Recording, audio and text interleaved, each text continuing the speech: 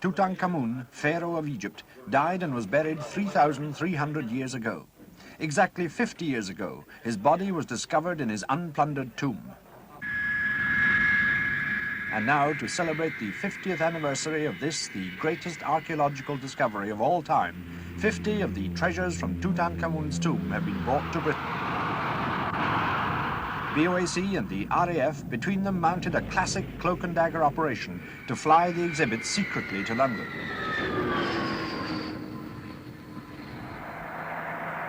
The M4 motorway from Heathrow Airport into London was closed to all other traffic.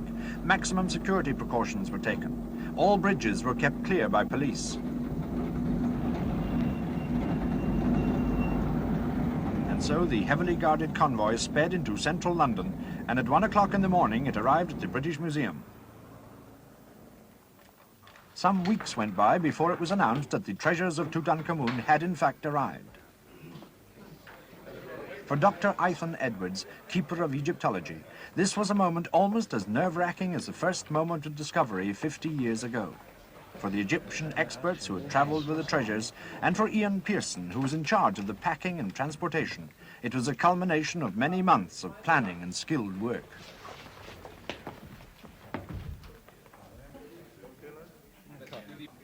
The press and television were invited to witness the unpacking of the most spectacular of all the treasures. It was a golden face mask of Tutankhamun himself, one of the greatest works of art of the ancient world. And in the various stages as we go, we unpack. For the visitors at the British Museum this summer, it will be the prize piece in what could well turn out to be the greatest exhibition of the century.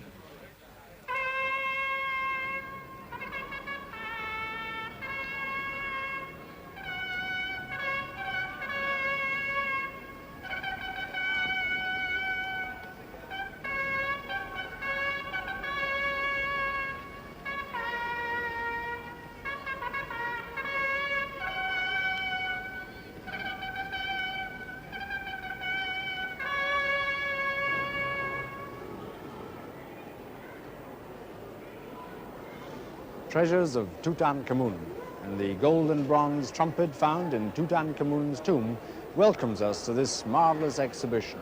Tonight, Chronicle is privileged to invite you inside the British Museum for an exclusive view of an exhibition that people are queuing up to see at the rate of over 32,000 a week. Tutankhamun has been in the headlines ever since the sensational news of the discovery of a virtually unplundered tomb in Egypt broke on an astonished world. It was announced in an exclusive story in the London Times of November the 30th, 1922. An Egyptian treasure, great find at Thebes, by runner to Luxor. But even the London Times, which along with the Sunday Times is jointly sponsoring this exhibition with the trustees of the British Museum, even they didn't know then just how great a find it was. The archaeologists at that time were just on the threshold of discovery, and it wasn't for several months before the full extent of the treasures was revealed. Well, tonight, here in the British Museum, we too are on the threshold of discovery.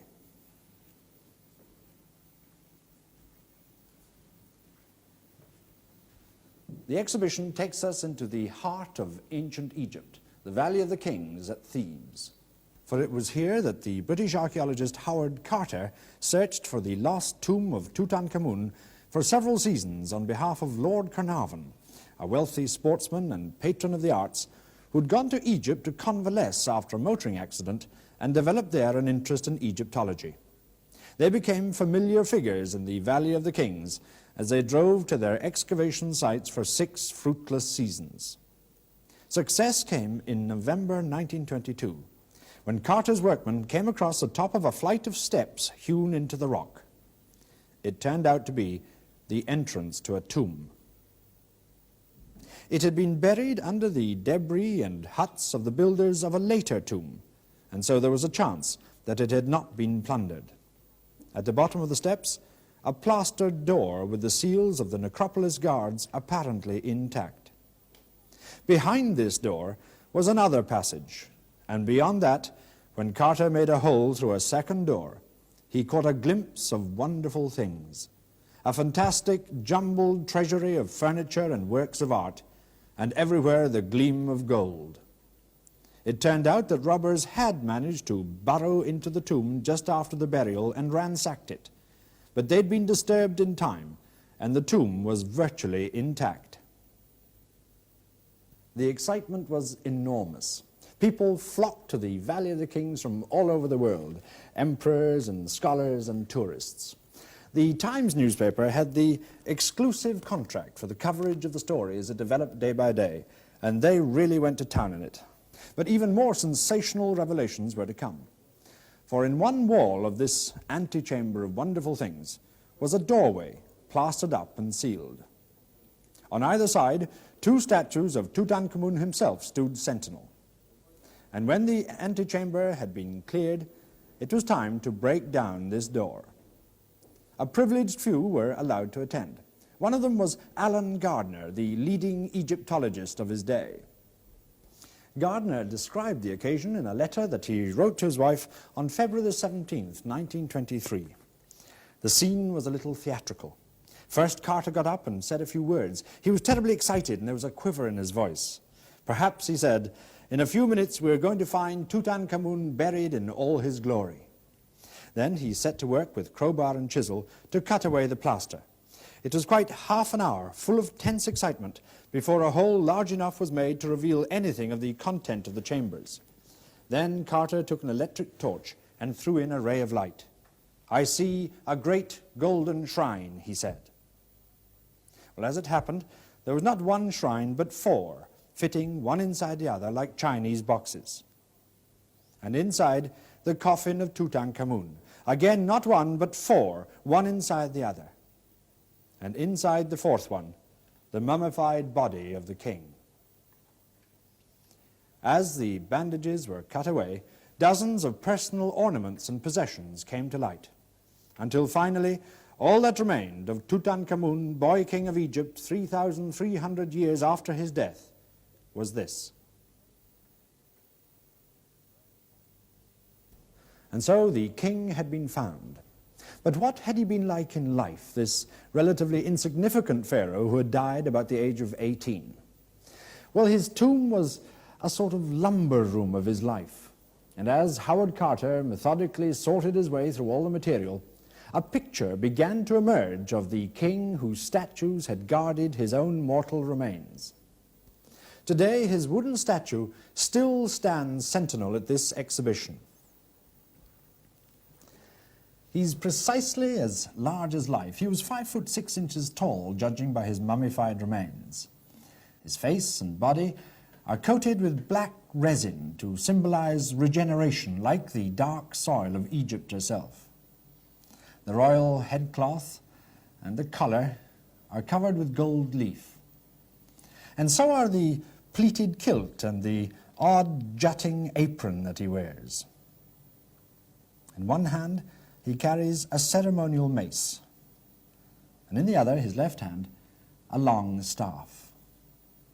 Tutankhamun. He was so very young when he died, just a snub-nosed boy with sticking-out ears. But from the jumbled contents of his tomb, we can trace an outline at least of his brief life from the cradle to the grave. And when he was just out of the cradle, this child's chair was made for him with a little footstool to go with it.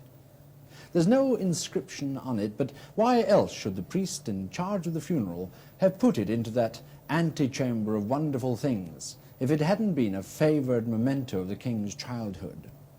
It's made of ebony imported from tropical Africa, inlaid with ivory ornamentation. The lion's paw legs, for instance, have ivory claws. And the sides have decorated panels in gilt, like this ibex on its knees. The footstool had been much repaired, with patches of new wood on the front, back, and sides. It's a charmingly intimate object to find in a tomb, but not a particularly princely chair, one would think, for a child who became pharaoh at the age of only 9.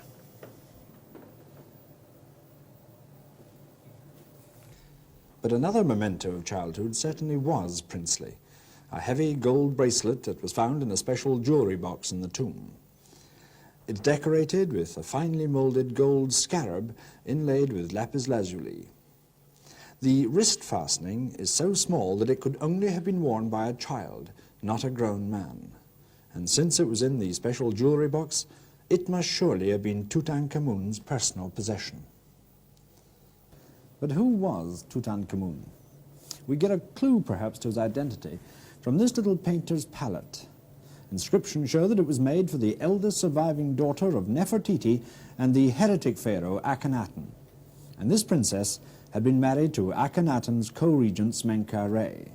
And later, she became Tutankhamun's sister-in-law when Tutankhamun came to the throne. But would she have presented the new pharaoh with such a child's toy? Was Tutankhamun perhaps her little brother, as well as her brother-in-law? Family relationships in ancient Egypt were extremely complex. Succession to the throne passed through the female line, and the one sure way that a son could ensure his succession was to marry his own sister. It's a little hard to remember that Tutankhamun was still a child when he was crowned king, but these superb pendant earrings were a sign of his youth, for only boys wore earrings in those days. These massive pendants, each about 5 inches long, are made of gold and inlaid with semi-precious stones, and in the center, a duck's head of translucent blue glass. And the fastenings show signs of friction, indicating much wear. So Tutankhamun probably wore them until he was 12 or 14 years old. When Tutankhamun became king, he ceased to be a boy and became a symbol.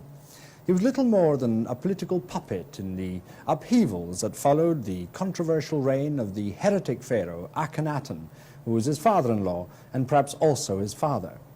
And this modest but elegant cedar and ebony cabinet symbolizes the change. It would look not out of place in any Victorian drawing room, but it is in fact a political document. Inscriptions show that it was a piece of Tutankhamun's own furniture, but also that he had by now been converted back to the old religion of the sun god Amun that Akhenaten had tried to overthrow in favor of the sun disk, the Aten. The black symbols are the life signs, the Ankh. But the inscriptions also claim, quite dishonestly, that Tutankhamun was a mighty king who subdued foreign lands, capturing those to the south and trampling those to the north, slaughtering his enemies. Tutankhamun had grown up, for the record at least. He was literally stepping into a dead man's shoes. In this curiously shaped bow-fronted box, the knob on the front of the box bears the name of Tutankhamun. But there had originally been another name there and erased, that of Tutankhamun's predecessor, Menkaure, whom Akhenaten had appointed co-regent, but who seems to have died not long afterwards. Well, I don't suppose the palace carpenters had any particular political sensibilities. The king is dead. Long live the king. Hand me that sandpaper, will you? It was this incredible amount of furniture found lying higgledy-piggledy in the chambers of the tomb that gives us our clearest picture of the life led by the young King Tutankhamun. This fine wooden casket with its decorative ivory plaques shows a king and his queen shooting in their pleasure garden, both at ducks and at fish. A scene of domestic bliss fit for any king. Tutankhamun sits on a cushioned chair firing off arrows. And notice how the artist didn't feel that he could allow the arrow or the bowstring to obscure the royal face, with rather peculiar results. Meanwhile, the queen sits at his feet, a lotus flower in one hand and an arrow in the other, which she's about to hand to her lord and master. Tutankhamun seems to have been very keen on the blood sports. The ostrich feathers of this ceremonial fan have long since decayed, but according to the inscriptions, they had been obtained by His Majesty when hunting in the desert east of Heliopolis. And both faces of the palm are embossed with lively scenes of the king on an ostrich hunt. On one side, he's in his chariot, assaulting 2 stricken ostriches on the right. And at the same time, he's being shaded by a small Ankh figure in the left-hand corner holding just this sort of fan. On the other side, he's returning home in triumph, while two servants of superhuman strength carry home the dead ostriches, each of which weighed 345 pounds. Among the 143 personal possessions that had been tucked into the bandaging of the mummified body were two daggers, one of iron and one of beaten gold. The gold dagger was probably for ceremonial uses, a beautiful piece of craftsmanship, and the sheath in particular is elaborately decorated with cameos of wild animals biting their prey. When he wasn't engaged in blood sports, the young king clearly enjoyed gaming. There were no fewer than 4 gaming boards found in his tomb. The top board on this table was for a game called Senet, which seems to have been something like Halma. There are 30 squares, some inscribed with hazards and bonuses. It was a game of chance. The moves were determined by throwing knuckle bones or else casting sticks.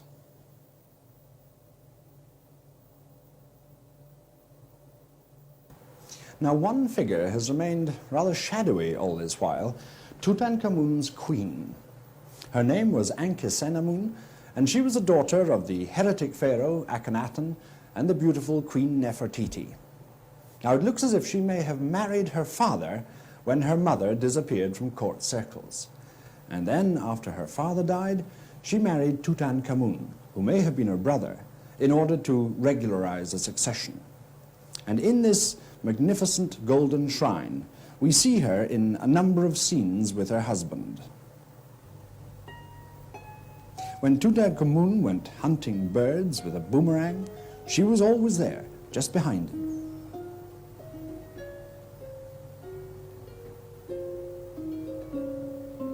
Or else she was at his feet, handing him an arrow while urging him to spare a nearby nest of fledglings.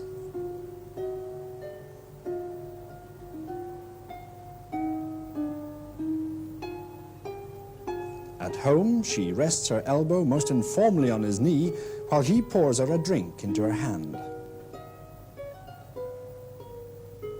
Or else she's tying his floral collar for him before going to a party. Everywhere she's the dutiful and submissive wife, but she seems to have been quite a character in her own right. She had had 2 children by Tutankhamun, but they were both stillborn, and their tiny mummified bodies were buried in Tutankhamun's tomb.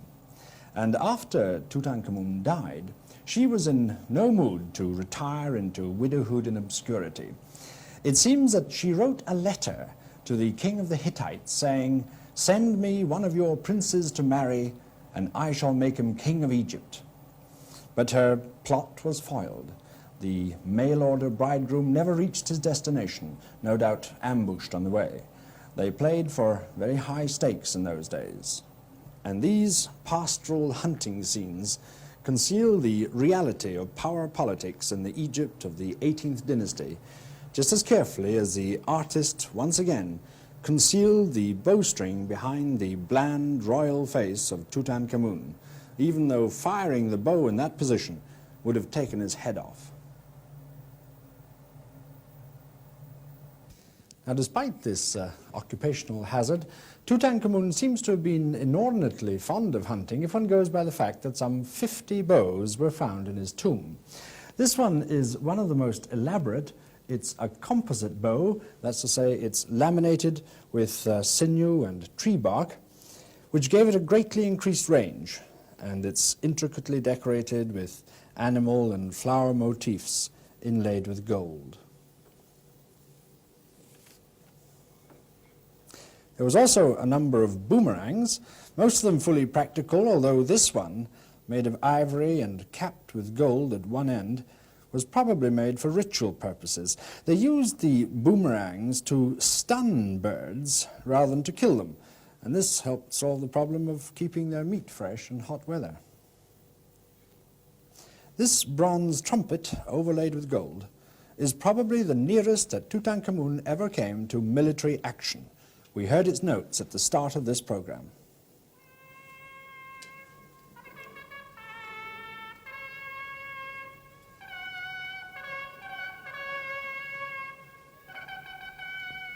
This one sound, we can be sure, is precisely the same sound as the ancient Egyptians themselves heard.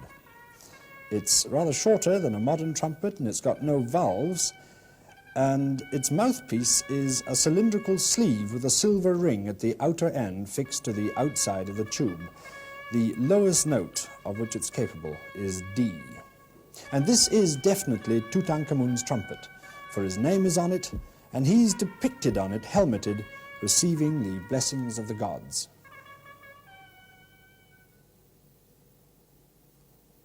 One elaborate piece of jewelry, a pectoral with solar and lunar emblems, seems to summarize the immense complexity of the symbolism of kingship and deity which Pharaoh represented. The central motif is a winged scarab beetle which is also a falcon. These are both symbols of the sun god. With its front legs, the scarab falcon of the sun supports a golden boat, which carries the silver disk and crescent of the moon. With its back talons, the falcon scarab of the sun grips the hieroglyphic sign for eternity. Every single piece in this complex work has a meaning, a hint, a clue. The whole adds up to a kind of anthology of myth and religion in ancient Egypt, a cosmic cryptogram in which the boy king had to carry a fearful burden of divinity. But above all, he was a human being, a person with whom today we can identify with compassion and affection. 3 fine gilded statues show the king in the full prime of his youth, erect, lithe, and dignified all at once. This statuette shows the king wearing the red crown of Lower Egypt. In his left hand, he holds a long, crooked staff, the Good Shepherd of Egypt. And in his right hand, he carries a flail, another emblem of royalty. He stands there, regal and upright, every inch a king. In this second gilded statuette, the king wears a white crown of Upper Egypt. But what's surprising here is that the king is shown with female breasts. Now, Tutankhamun's father-in-law, Akhenaten, was physically deformed and is always represented as having breasts and a swollen pot belly, like Tutankhamun here. It's a bit of a mystery. Either this isn't Tutankhamun, or it was made to emphasize the blood kinship between him and Akhenaten by means of an artistic convention. Another unusual aspect of this sculpture is that the statue of the king is standing on the back of a leopard painted with a black resin varnish. There's nothing in Egyptian mythology which gives any clue to its significance, but the lope of the leopard is beautifully reproduced, and the moulding of the leopard's face is superb.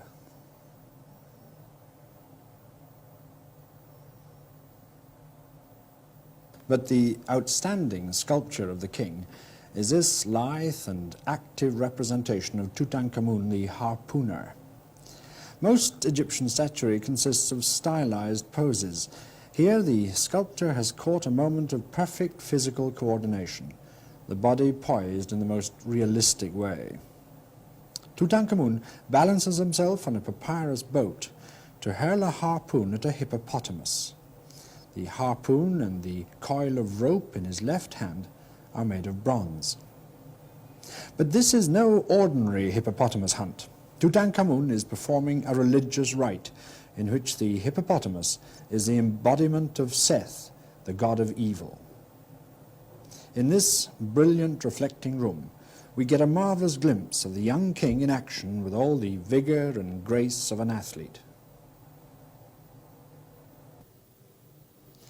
But in the flower of his youth, the boy king died. We have no idea why or how. He may even have been murdered. for there were ambitious and ruthless men who coveted his throne. But whether by accident or design, his death certainly took people by surprise. Well, whatever happened, at the age of 18 or so, after a reign of only 9 years, the next sculpture of the king is an effigy of death. Pharaoh lying on his funerary bed after mummification, wrapped in a shroud and bandaged with inscriptions. At each side of the carved wooden figure, a human-headed bird and a falcon, spreading their protective wings across his chest. These were two of the forms which the disembodied king might adopt when visiting his own mummified remains. The process of mummification took 70 days. The internal organs were removed and treated with natron to prevent putrefaction, and then carefully wrapped in separate linen packages and encased in 4 beautifully fashioned miniature coffins of solid gold. This one, we think, held Tutankhamun's lungs, and it's an exact replica in miniature of the second of the mummiform coffins in which the king himself was buried. And yet, curiously enough, the inscription on the inside shows that it was originally made for his predecessor, Smenkhare. Well, the miniature coffins were placed in 4 cylindrical compartments in a magnificent chest carved out of a block of alabaster, and each compartment was stoppered with a bust in full royal regalia.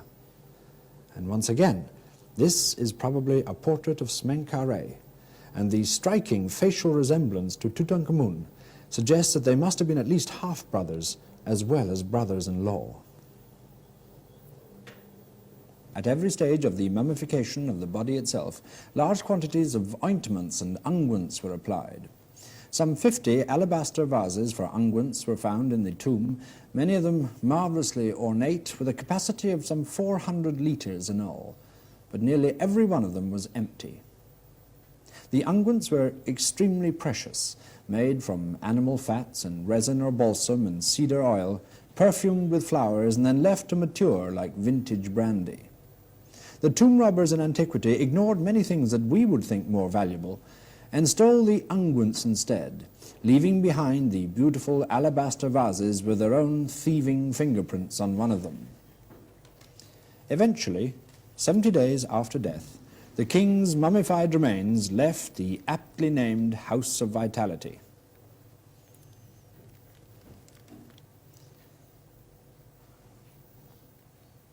A painted wooden model of a barge found in the tomb symbolizes the journey across the Nile that his predecessors had to make 1,000 years earlier. It was the start of the last journey to the Valley of the Kings and everlasting life.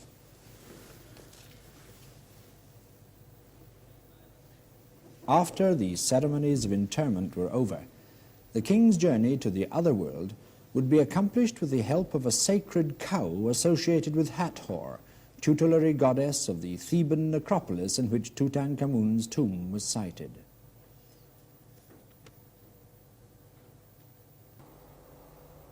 The divine cow is also represented in one of the most spectacular of the exhibits here, a magnificent gilded bed. Now, Dr. Edwards, you managed to bring these exhibits over from Cairo for this exhibition. What is the significance of this particular bed? Well, it is not, as you can see, just an ordinary bed for sleeping in. It is a magical bed. And its significance is really shown by the inscription on the top of the mattress. There it tells you that the king is under the protection of a goddess, Isis Mecht. Now, the goddess Mecht, who was associated with Isis in this case, was a lioness goddess. Now, that doesn't really quite make sense when you've got 2 cows, one each side of the bed. But there were, of course, 2 other beds of this kind found in the tomb, and one of them did have lioness sides. If you look at the inscription on that, you'll find that the king is under the protection of the sacred cow, Mechet Ort, which again doesn't make sense. So clearly what happened was that when these beds were being made at the factory, the craftsman put the inscription on this mattress, which should have gone on the lioness bed, and on the lioness bed, the inscription which should have gone on this one. It's very nice to see that they were human and could fail occasionally. Oh, yes, that happened not infrequently. Anyhow, now that we know who the cow was, the purpose of the bed becomes clear, because Mechet Urt was the form of Hathor on which the king, the sun god, when he ceased being king on earth, mounted to heaven, rather like the chariot of fire. And so Tutankhamun, no doubt, hoped that he would rise to heaven lying on this bed. One of the aspects of this exhibition that I find most intriguing, Dr. Edwards, is that every single object in the tomb had a purpose, a significance, like this splendid alabaster casket, for instance. Yes, indeed. This illustrates it very well. Howard Carter found this casket with its contents undisturbed. They were, first of all, a layer of linen on the bottom, and then some hair, and most interesting, I think, of all, 2 balls of human hair wrapped in linen. Now, one way by which the Egyptians indicated the signing of a contract was by the exchange of balls of hair by the contracting parties. Now, in this casket, if you look at the head end under the knob, you will see there are 3 cartouches. 2 of them have the names of the king, and 1 has the name of the queen. There were thus 2 people. And it makes one ask whether the fact that you have 2 balls of hair and 2 names, whether 1 ball did not belong to each person named, the king and the queen. If so, what was the contract that was signed? At first I thought it was the marriage contract, and then I realized that the names in the cartouches were not those that they used at the time of their marriage. However, they are the names that they used at the time of the coronation, and I think it's possible, I won't say more than that, that this was part of the coronation ceremony, a contract signed then. A lock of human hair to seal a coronation. Such then was the King Tutankhamun, this obscure boy king at the tail end of a dying dynasty, who acted out his brief charade of immortality before death caught him in his teens. History has no cause to remember him except as a symbol of the restoration of an old order. It was only the accident of his survival that's made him so intensely memorable. It was archaeology as much as religion that's given him a second lease of life. So let's now tread the path that 2 million visitors or more will be treading before this summer's out. A walk back through eternity. Because Tutankhamun was the only pharaoh of ancient Egypt for whom the elaborate rituals designed to transcend death and oblivion really worked. His grave survived undisturbed for more than 30 centuries. And now, thanks to the Department of Antiquities of the Arab Republic of Egypt, who have loaned these 50 priceless treasures of Tutankhamun for this display, we can see for ourselves the astonishing grandeur of the Egyptian concept of royal immortality. Everything here is 3,300 years old. Everything is genuine, just as it came from the tomb. And Tutankhamun here, sentinel to the last, symbolizes it. And first glimpse, the handsome black and gilded holy cow that carried him to heaven.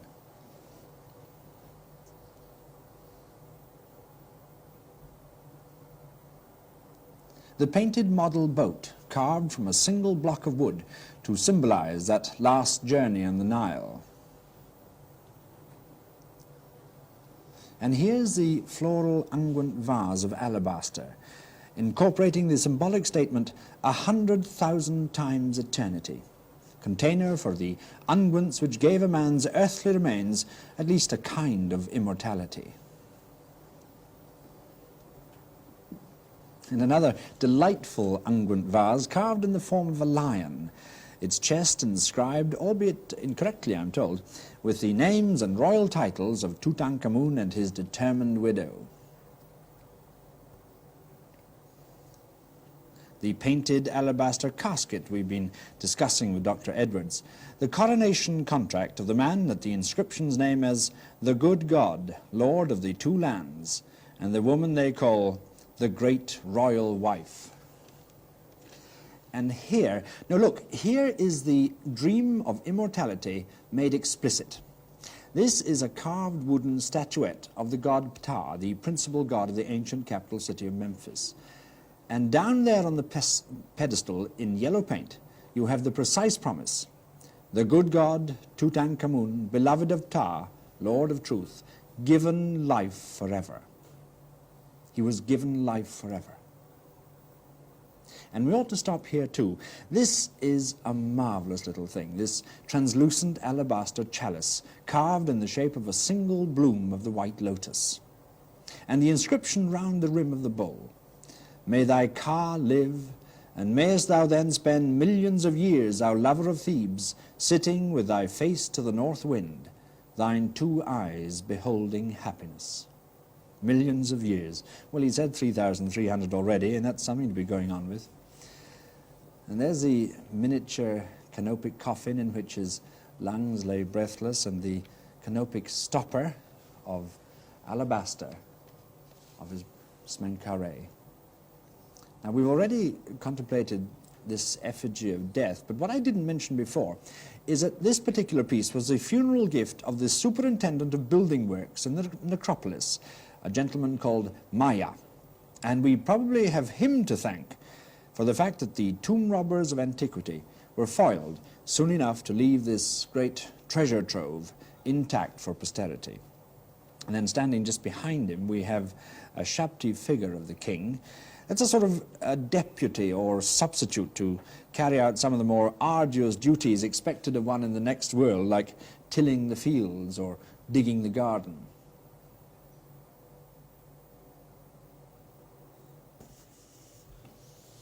The bed of the divine cow, that one that got the inscriptions mixed up, must have taken the edge off its magical properties a bit. Incidentally, there were no fewer than 8 beds in all in Tutankhamun's tomb, including a sort of folding camp bed. This is what I think of as the Bond Street room, the fine furniture department. This handsome piece has got a couple of carrying poles attached to them, a relic from the days when you could still get porters, but it is in fact a unique survival of a portable chest. And the inscriptions, they, as usual, promise that Tutankhamun will live as long as the sun and be born daily like the sun. We have our elegant Victorian cabinet with its bombastic boastings about Tutankhamun, and this much more intimate child's chair with its worn and patched footstool. Then this funny bow-shaped box. I wonder what it held. Probably hats. And the child's pallet and the gaming table, and a very uncomfortable-looking ornate royal chair. But then one remembers from the scene on the ornamented chest here that when Tutankhamun went out having shooting practice at the ducks and the fish in the lake, he used a cushion on his stool.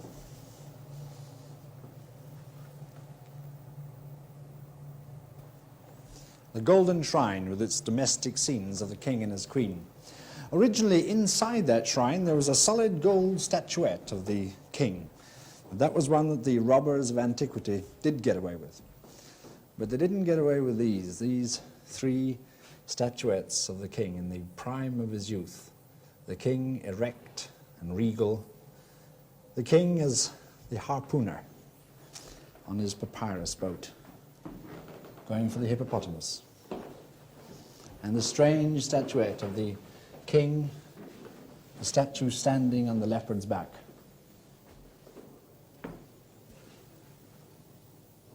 If the furniture room was Sotheby's, we're now in Tiffany's, a chamber of magnificent jewellery and personal ornaments. The gold collar. How immensely important this was for the rituals of immortality. No fewer than 17 of these collars were tucked amongst the bandages that covered Tutankhamun's neck and chest. It was the absolute divine protection against mortality. The solar and lunar pectoral we've already studied.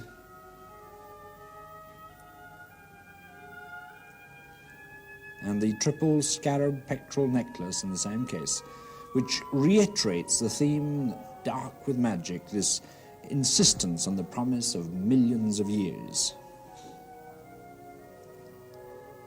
This necklace of the rising sun repeats the concept of the scarab grabbing hold of the sun with its forelegs and eternity with its hind legs. And on either side of it, a sacred baboon whose function it was to greet the rising sun. Another rising sun theme in a necklace. There is to be no sunset, ever, for Tutankhamun.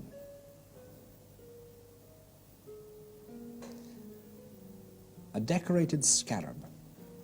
It may seem strange that the ancient Egyptians should adopt a scavenger beetle as a symbol of the deathless sun god, but they were entranced by the sight of the beetle rolling a ball of dung along the ground, for this action reminded them of the invisible power which rolled the sun daily across the sky, and when the beetle eggs hatched, out of the dung came life. Now this ivory piece, here's something different.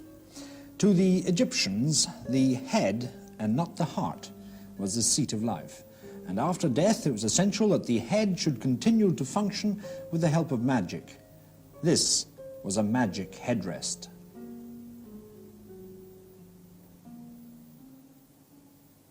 Tutankhamun's royal scepter. The Egyptian texts call a scepter like this either the controller, the powerful, or the commander. The inscription on the other side reads, "The good God, the beloved, dazzling face like the Aten when it shines, the son of Amun, living forever." The controller, the powerful, the commander. Row upon row of bulls trussed and slaughtered. There's an irony here when you remember that intensely young face. Another of those indispensable protective colors, this time in the form of the vulture goddess with outspread wings that enfold the shoulders of the wearer. A necklace with a vulture goddess pendant of solid gold, grasping eternity in its talons. Or a winged scarab pectoral of solid gold, that beetle again with eternity clenched in its back legs. The royal crook and the royal flail, the insignia of Tutankhamun's kingship. And the really interesting thing about the flail is that it bears on it the name of the king in its earlier form of Tutankhaten. Now you remember that when the boy king ascended the throne of Egypt, it was in the aftermath of the revolutionary or heretic pharaoh's reign, Akhenaten, who tried to overthrow the worship of the Amun in favor of Atenism. Well, when the old priesthood of the Amun made their comeback, Akhenaten was discredited, and the boy king's name was changed to Tutankhamun, which means the living image of Amun. It was a deliberate attempt to write Atenism out of history, but it failed, and it failed because of a glorious accident of archaeology. The climax of the exhibition of this journey back through eternity is perhaps the most celebrated work of art of the ancient world, the golden face mask of Tutankhamun. It was placed over the head and shoulders of his mummified body as the ultimate earnest of immortal life. And now, more than 30 centuries later, it's achieved at least some of its purpose. It's that familiar, intensely vulnerable face. On the brow, those twin insignia of divine royalty, the vulture and the cobra. The eyes and eyebrows dramatically made up, the ears pierced for those heavy pendant earrings of childhood. He was too young when he died to have accumulated a beard of such formidable length, and indeed it's a detachable false beard, the symbol of death, the beard of Osiris.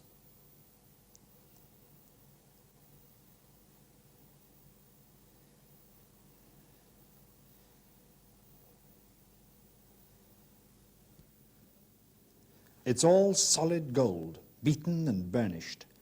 The vulture's head and the cobra head are also of solid gold, intricately inlaid with glass and semi-precious stones. The stripes of the headdress are of blue glass in imitation of lapis lazuli, and the collar is encrusted with segments of lapis lazuli, quartz, and green feldspar with a lotus bud border. Thy soul liveth, says the inscription, and thy veins are healthy. But that was more a pious hope than a statement of fact, because today Tutankhamun still lives in our imagination because his veins had been drained of blood, and because his soul had been commended to all the tutelary deities, and because his mortal remains had been placed under the loyal vigilance of Maya, superintendent of the public works at the necropolis. And it turned out to be a very satisfying joint operation. It was Maya who fended off the tomb robbers of antiquity.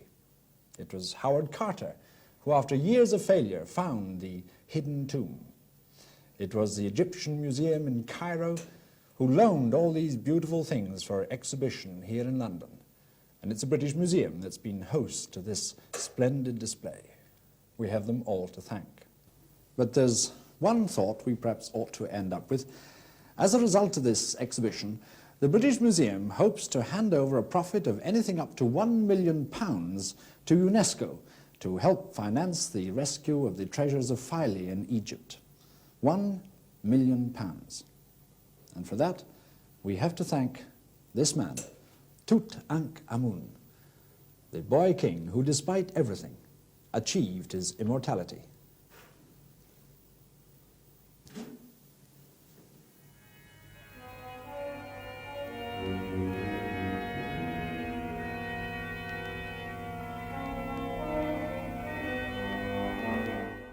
Archaeology Night continues here on BBC4 with Archaeology on TV next, then one of our most mysterious monuments, Silbury Hill at 10, and a colourful character, Sir Mortimer Wheeler, A Life in Ruins at 11.